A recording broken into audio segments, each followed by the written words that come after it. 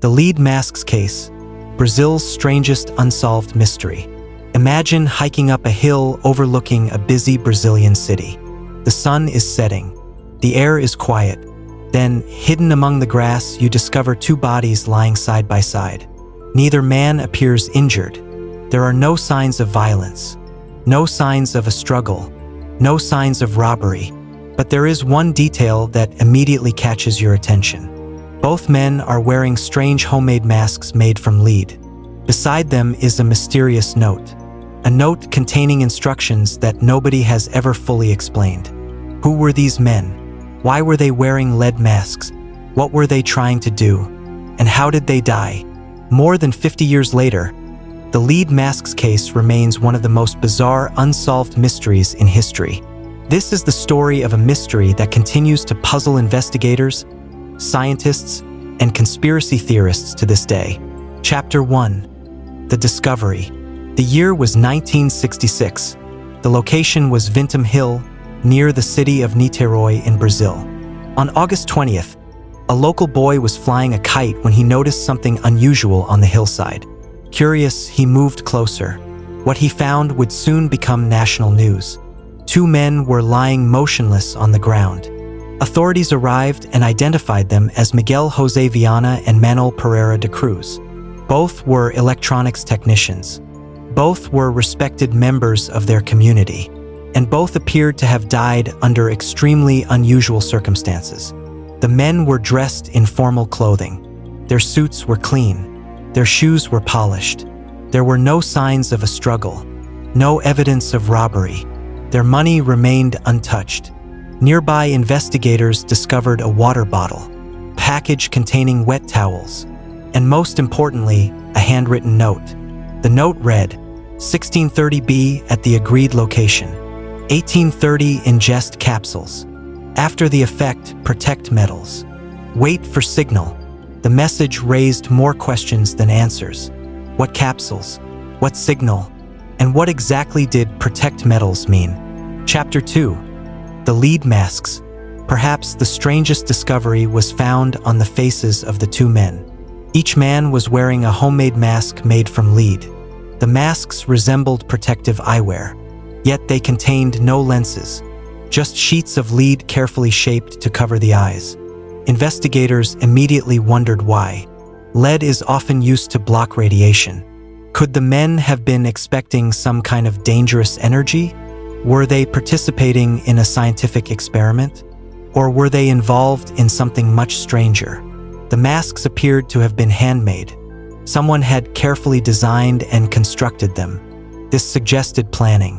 The men had not arrived at the hill by accident. They had gone there with a purpose. But what that purpose was remains one of the biggest mysteries in the case. As news spread throughout Brazil, theories began to emerge. And some of them were far more unusual than anyone could have imagined. Chapter 3. The men behind the mystery. To understand the case, investigators needed to understand the victims. Miguel and Manel were not criminals. They were electronics technicians. They worked with radios and electrical equipment. Friends described them as intelligent and hardworking, but they also shared another interest. Both men were fascinated by spiritualism and paranormal phenomena. In the 1960s, spiritual movements were extremely popular in parts of Brazil. Some groups believed it was possible to communicate with higher beings. Others claimed contact with extraterrestrials. Witnesses reported that Miguel and Manel often discussed unusual scientific and spiritual ideas. According to some accounts, they experimented with electronic devices that they believed could help them connect with other dimensions or entities. Whether these stories were accurate remains unclear, but they became an important part of the investigation. Because if the men were involved in spiritual experiments, the mysterious note suddenly seemed much more significant. Chapter 4. The Final Journey. Investigators reconstructed the men's final known movements. On the day of their deaths, the two men left their hometown and traveled toward Niterói. Before leaving, they told family members they needed to purchase equipment. Witnesses later confirmed seeing them buy raincoats. Strangely, those raincoats were never found. Another witness remembered selling them a bottle of water. According to reports, one of the men appeared nervous and repeatedly checked his watch. It seemed they were operating according to a strict schedule.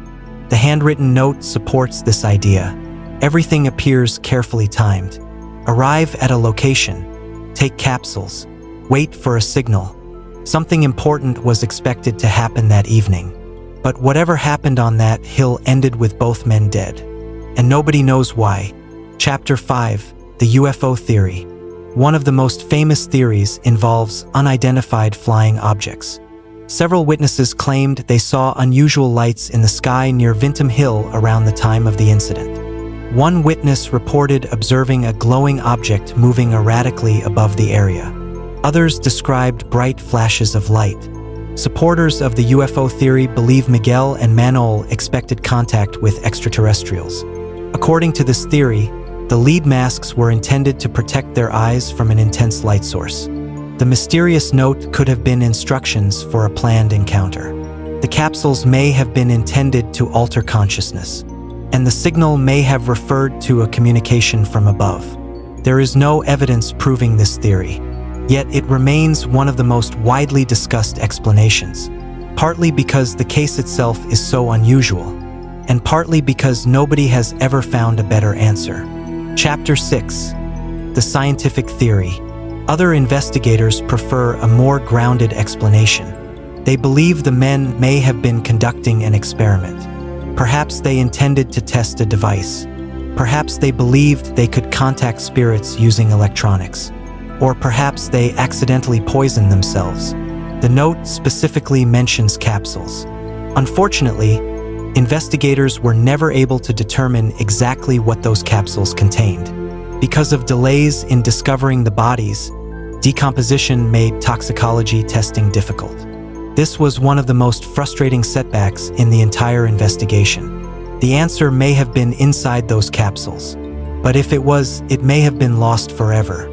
Chapter 7, The Questions That Remain. More than half a century later, investigators still face the same unanswered questions. Why did the men travel to the hill? What was the purpose of the lead masks? What was inside the capsules? What signal were they waiting for? And how did both men die at the exact same location without any obvious signs of violence? Every theory explains part of the puzzle, yet none explain everything.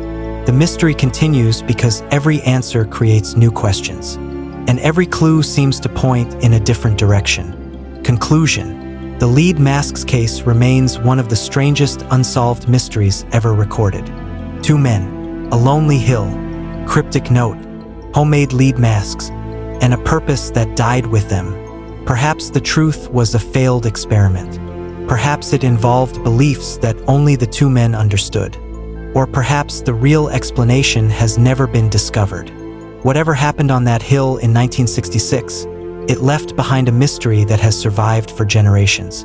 And until someone uncovers the missing piece of the puzzle, the lead masks case will remain exactly what it has always been, a mystery that refuses to be solved. What do you think happened on Vintém Hill that day? Let me know your theory in the comments. You want in this field and press play to hear me.